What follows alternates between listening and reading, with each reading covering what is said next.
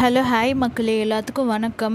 Night பார்த்திங்கன்னா ஈரோட்லேயே ஒரு மீன் கடைக்கு தான் போயிருந்தோம். அங்கே வந்து பார்த்திங்கன்னா இந்த பாறை மீன் ஒரு பீஸே 40 ரூபா சொன்னாங்க.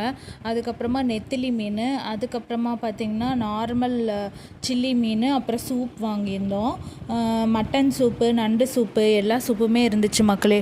ஸோ அதனால தான் மீனுக்கு வந்து இங்கே வெங்காயம், அப்புறம் தொட்டுக்கு அந்த சட்னி மாதிரி கொடுக்குறாங்க, தக்காளி சட்னி மாதிரி, அது இருந்துச்சு. அதுக்கப்புறம் பார்த்திங்கன்னா நைட்டு வந்து 2 தோசை, அதுக்கப்புறம் ஆம்லேட், அதுக்கப்புறம் அதெல்லாம் சாப்பிட்டோம்.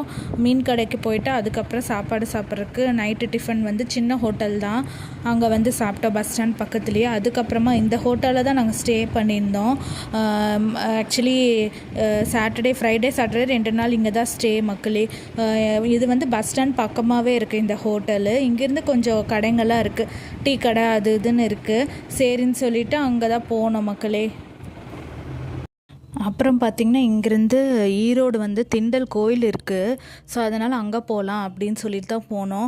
நாங்கள் முன்னாடி வந்து பார்த்திங்கன்னா ஈரோட்டில் வந்து திண்டல்னு ஒரு ஏரியா இருக்குது, அங்கே தான் மக்களே ஸ்டே பண்ணியிருந்தோம். அங்கே தான் வந்து என்ன சொல்கிறது, எங்கள் வாழ்க்கையே தொடங்கணும்னு வச்சுக்கோங்களேன்.